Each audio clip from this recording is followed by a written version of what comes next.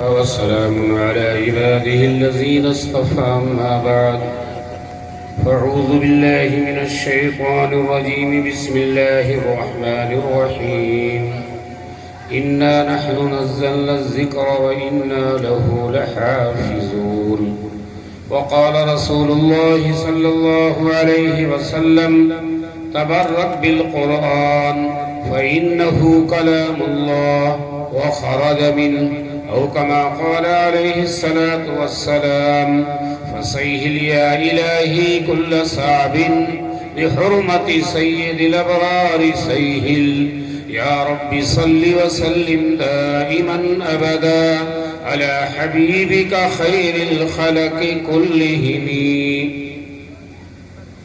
مسلمانوں اٹھو اسلام کی عظمت کو سمجھاؤ، جہان بے اما کو عافیت کے راز بتلاؤ.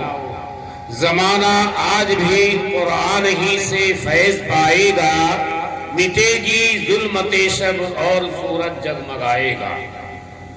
لائق صد احترام حضرات علماء کرام، بزرگوں، دوستوں اور عزیز بھائیوں، آج ہمارے اور آپ کے لیے بہت بڑی خوشی اور سعادت کی بات ہے اور مبارک اور برکت کی بات ہے کہ آج اللہ تبارک تعالیٰ نے ہم تمام لوگوں کو اپنے کلام کی نسبت پر جمع ہونے کی توفیق و رحمت فرمائی.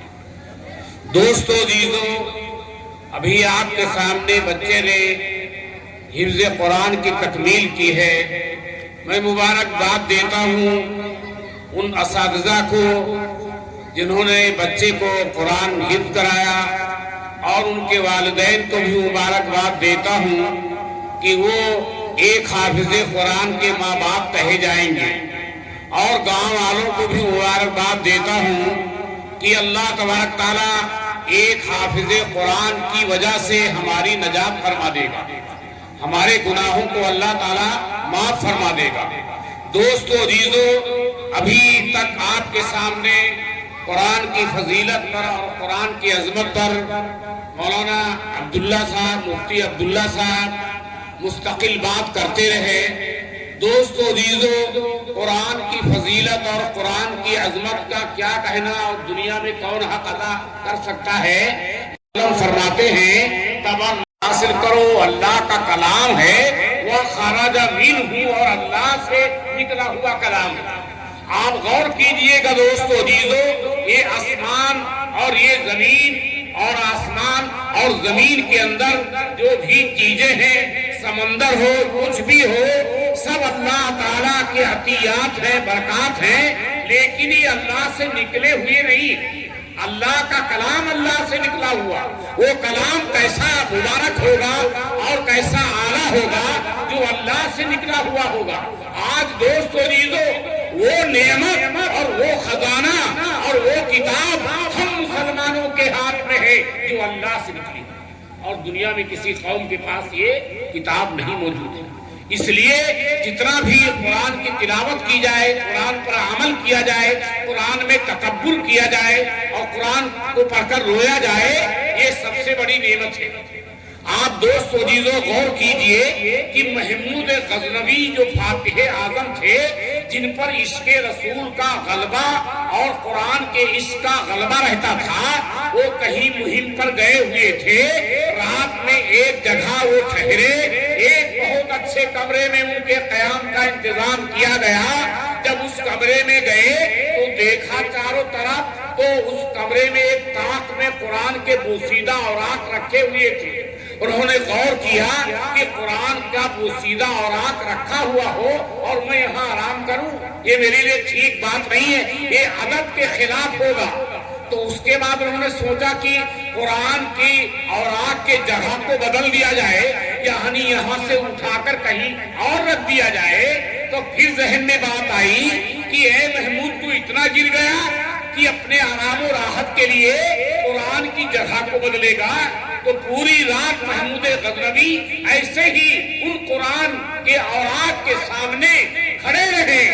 ان کا جب انتقال ہوا، اس وقت کے کسی ولی کے خواب میں آئے. اس ولی نے کہا، محمود کیا ہوا، تم نے تو بہت کچھ کیا. تو محمود غزنوی نے کہا جو بھی کچھ کیا وہ ایسے ہی پڑا رہ گیا. ایک بات اللہ کو پسند آ گئی اور میری نجات ہو گئی. کہا وہ کیا؟ کہا وہ جو رات میں قرآن کے اوراق کا ادب کیا تھا.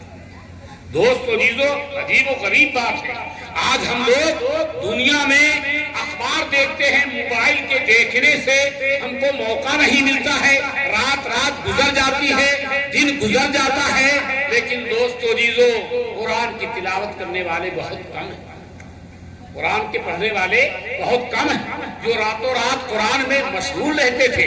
حدیث میں آتا ہے جو قرآن میں مشغول ہونے کی وجہ سے وہ مجھ سے دعا نہ کر سکا، میں اس کو دعا مانگنے والوں سے زیادہ دوں گا، دعا مانگنے والوں سے زیادہ.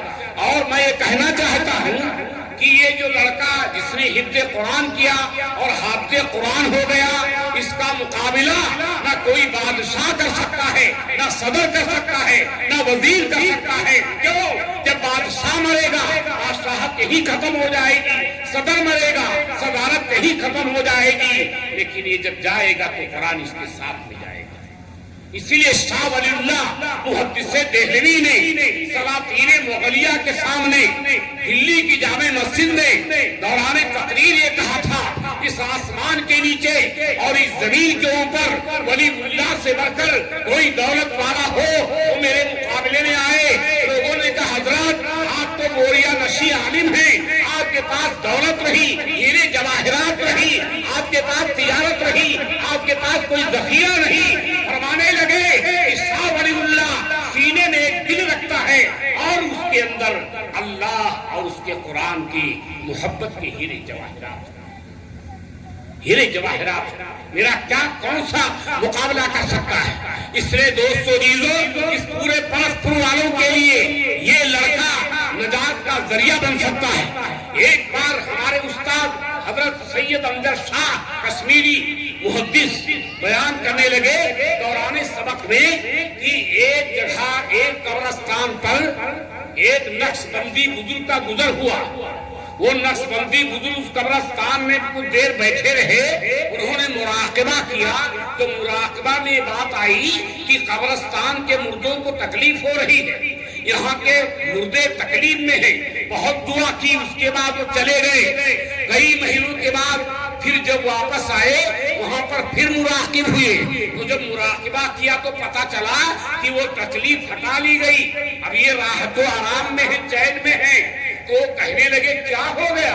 ابھی جب میں چند دن پہلے گزرا تھا تو قبرستان کے مردوں کو تکلیف ہو رہی تھی، بے چینی تھی، اور آج کیا ہو گیا کہ ان کی تکلیف ختم ہو گئی. تو پتا چلا کہ چند دن پہلے اسی بستی کے حافظ قرآن کا انتقال ہوا تھا، اس کو اسی قبرستان میں دفنایا گیا. تو اس بزرگ نے کہا کہ اللہ تبارک تعالیٰ نے حافظ قرآن کے دفن ہونے کی وجہ سے اور اس کی برکت سے پورے قبرستان کے مردوں کی تکلیف کو ہٹا دیا. یہ وہ قرآن ہے جس قرآن کو ہم چھوڑے ہوئے، اسی قرآن کی وجہ سے صحابہ آسمان کے اوپر گئے تھے اور اسی قرآن کی وجہ سے بڑے بڑے لوگوں نے دنیا میں اعزاز حاصل کیا تھا. آج قرآن دوستو عزیزو ہمارے سینے میں اور ہمارے آنکھوں میں اور ہمارے کانوں میں اور ہمارے گھروں میں الماریوں میں رکھا ہوا. قاری صدیق صاحب رحمت اللہ علیہ نے فرمایا تھا کہ تو اپنے گھر کے جالے کو صاف کرتے ہو، سب کچھ کرتے ہو، عورتیں صاف کرتی ہیں، لیکن قرآن کے بوسیدہ اوراد جزدان پہ تمہاری کبھی نظر نہیں جاتی. تو یہ تباہی کی علامت ہے کہ نہیں ہے؟ اس لیے دوستو عزیزو آج کے چھوٹے کے بچے سے آپ سبق حاصل کیجئے کہ قرآن کتنا اونچا ہے.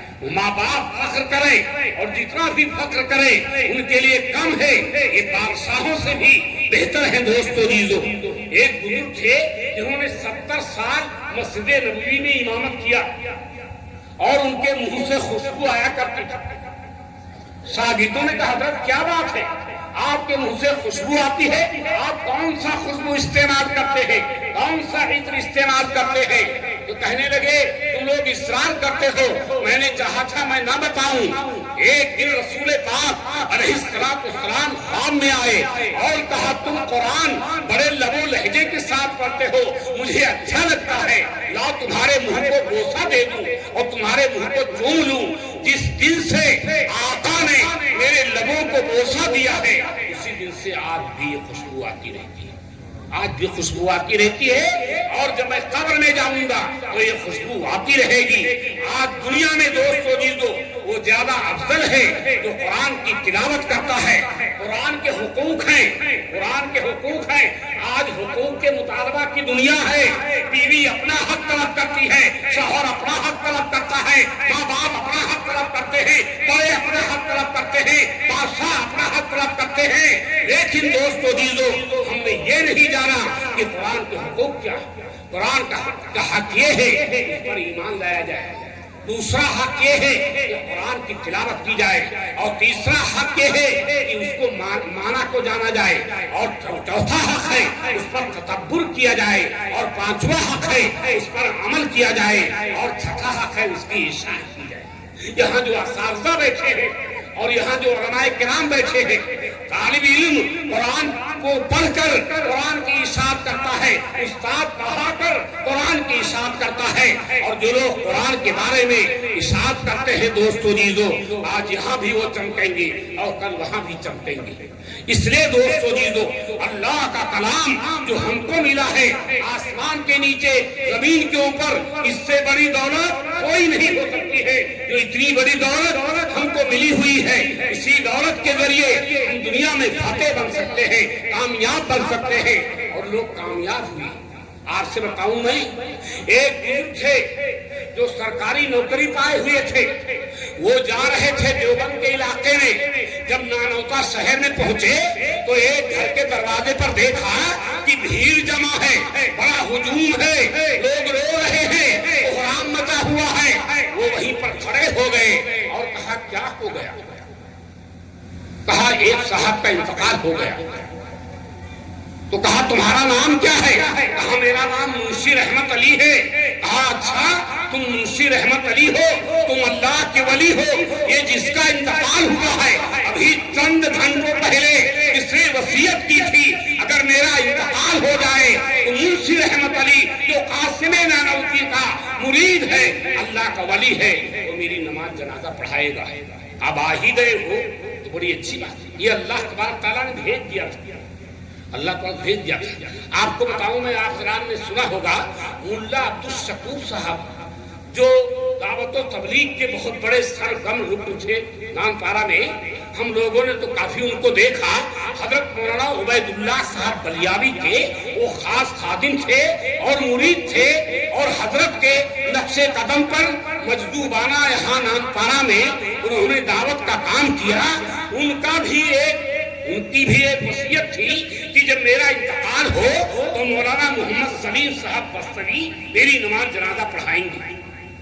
ان کا جب انتقال ہوا تو ان کی جماعت آئی تھی پھلواری مرکز نیپال گنج میں، تو جب پتہ یہ چلا کہ ان کا انتقال ہوا، وہ جمعہ کا دن تھا، تو مولانا سلیم صاحب بستوی نیپال گنج میں تھے، ان کو اطلاع دی گئی، انہوں نے آ کر ان کی نماز جنازہ پڑھائی۔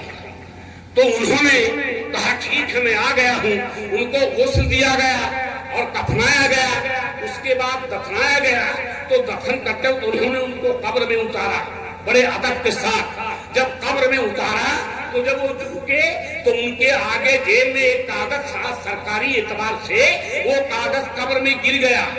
جب وہ دفنا کے جانے لگے اور اپنے آفس میں پہنچے تو پتہ چلا وہ کاغذ نہیں ہے۔ ان کو پسینے آ گئے کہ میرا کیا ہوگا، میری نوکری کا مسئلہ کیا ہوگا۔ وہ فوراً واپس آئے اور کہا اگر آپ حضرات اجازت دیں تو تھوڑی سی قبر کو کھول لیا جائے، میرا ایک کاغذ گر گیا۔ تو گاؤں والوں نے کہا اللہ کا ولی ہے، اللہ کا ولی ہے۔ قبر کو کھولا گیا تو دوستو عزیزو پوری قبر گلاب کے پھولوں سے اور خوشبوؤں سے معطر تھی، انہی پھولوں کے اوپر وہ کاغذ پڑا ہوا۔ انہوں نے کاغذ اٹھا لیا اور رکھ لیا اور گئے اس کے گھر اور اس کی بیوی کو مخاطب کیا پردے کے ساتھ کہ میری ماں بتا تیرے شوہر کا کیا عمل تھا، تیرا شوہر کیا عمل گھر میں کرتا تھا؟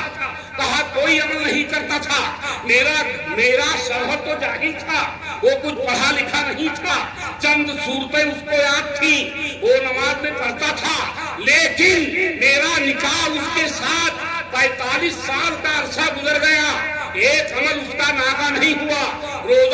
روزانہ فجر کے بعد قرآن کھول کر بیٹھتا تھا اور کہتا تھا اے اللہ میں قرآن پڑھا ہوا نہیں ہوں لیکن تو نے اس کو صحیح نازل کیا. یہ بھی صحیح ہے, یہ بھی صحیح ہے, یہ بھی صحیح ہے.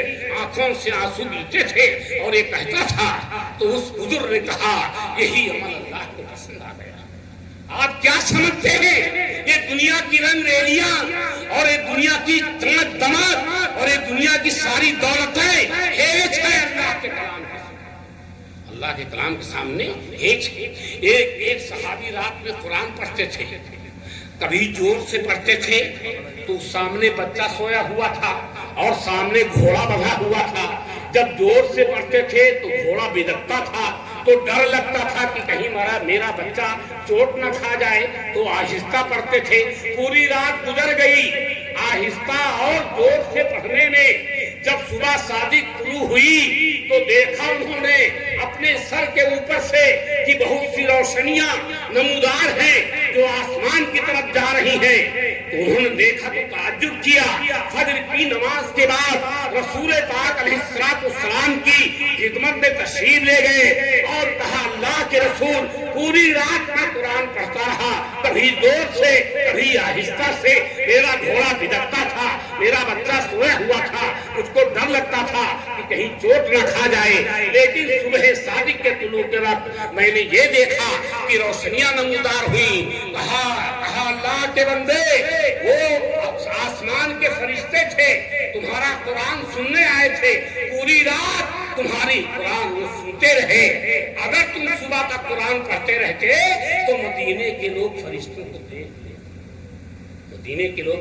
کو دیکھ لیتے ہیں. اس لیے دوستو جیزو یہ اللہ کا کلام بہت اونچا ہے. میرے پیر مرشد ذوالفقار احمد نقشبندی کے پیر مرشد حضرت غلام حبیب نقشبندی فرماتے ہیں کہ تیرے ہاتھ میں ہو قرآن اور تو رہے پریشان, تیرے ہاتھ میں ہو قرآن اور تو رہے غلام, اور تیرے ہاتھ میں ہو قرآن اور تو رہے پریشان.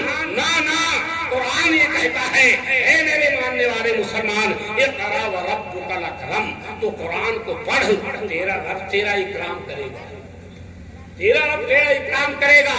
آپ بتائیں حضرات جب اللہ ہمارا اکرام کرے گا تو دنیا میں کوئی ذلیل کر سکتا ہے؟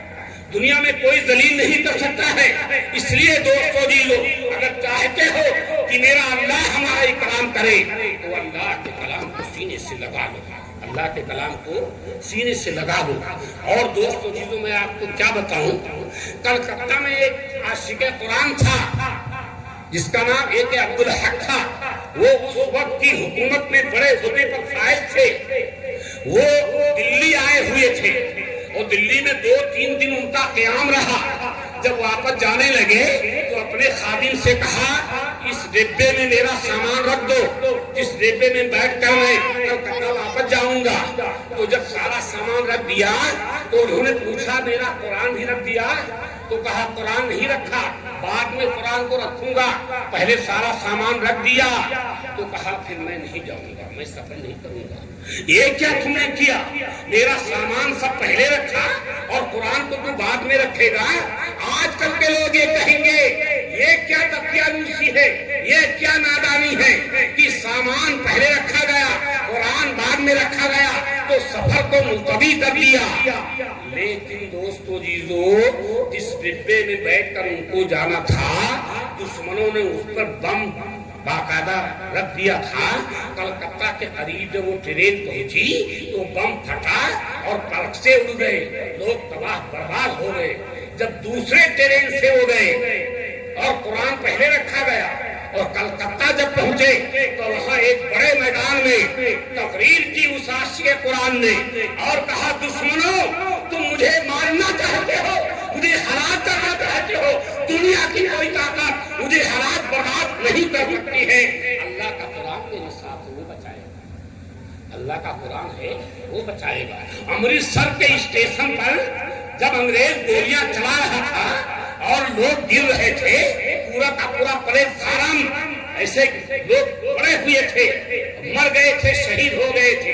ایک شخص کا کہنا ہے کہ میں قرآن جیل میں رکھے ہوئے تھا اور میں نے کہا میں نہیں لیٹوں گا پیٹ کے بل، قرآن کی بے ادبی ہوگی، میرے پاس قرآن ہے۔ وہ ایک ڈبے سے ایسے ٹیک لگا کے کھڑے ہو گئے، قرآن کی ادب کی وجہ سے وہ ڈبہ بھی بچا، وہ بھی بچے، اور کہا قرآن ان کو بچائے گا۔ اس لیے دوستو جیزو، ان اساتذہ کا بڑا احسان ہے، مدارس کا بڑا احسان ہے، علماء کا بڑا احسان ہے۔ ایک گاؤں پرسپور کے اندر اس طرح سے ایک بعد دیگرے تکمیل حفظ قرآن کا پروگرام ہوتا رہتا ہے۔ میں تو دعا کرتا ہوں کہ اللہ تبارک تعالیٰ اس بستی کے ہر گھر کے ہر بچے کو حافظ قرآن بنائے۔ وہ لوگ فخر کرتے ہوں گے جن کا لڑکا ڈاکٹر ہے، پروفیسر ہے۔ آپ سے بتاؤں، ایک نماز جنازہ ہوئی تو بہت سے لوگ نماز جنازہ میں شریک ہوئے، بہت لوگ نماز جنازہ میں شریک ہوئے۔ ایک صاحب پینٹ شرٹ میں بیٹھے ہوئے تھے، ان سے کہا گیا آپ نے نماز جنازہ نہیں پڑھائی؟ نہیں پڑھا؟ تو کہا یہ میرا باپ ہے جس کا جنازہ ہے، میں اس قابل نہیں ہوں کہ نماز جنازہ پڑھا سکتا۔ ایسے بھی اولاد کیا، ایسے بھی اولاد کیا۔ دنیا سے جاتے ہوئے یہ بڑی فخر کی بات ہے دوستو جیزو کہ ہماری آنکھ بند ہو رہی ہو اور ہمارے نزاع کا عالم طاری ہو اور لوگ میرے ارد گرد بیٹھے ہوئے ہو کہ میرا بچہ حافظ قرآن ہو، عالم دین ہو۔ آج لوگ حقارت کی نگاہ سے دیکھتے ہیں، یہ کہتے ہیں کہاں سے کھائے گا؟ یہ وہاں سے کھائے گا جہاں انبیاء کرام تھے۔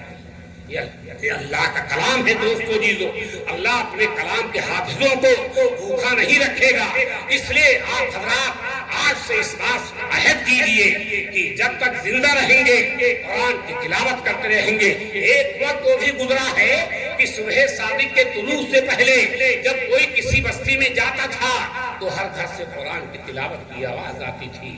آج دوستو جیزو چلے جائیے تو پتہ چلتا ہے کہ کسی قبرستان میں آ گئے۔ اس لیے آپ حضرات مدرسے کا تعاون، اساتذہ سے محبت و عقیدت اور اکرام کا ثبوت دیجیے اور یہ سمجھیے کہ یہ قرآن پڑھا رہے ہیں، بچے قرآن پڑھ رہے ہیں، دونوں ادب کے قابل ہیں، اکرام کے قابل ہیں۔ ان کو محبت کی نگاہ سے آپ دیکھیں گے تو انشاءاللہ العزیز ہماری نجات کا سامان پیدا ہو جائے گا، ہماری مغفرت ہو جائے گی۔ اللہ تعالی ہم تمام لوگوں کو کہنے سے زیادہ عمل کی توفیق عطا فرمائے۔ وآخر دعوانا الحمدللہ۔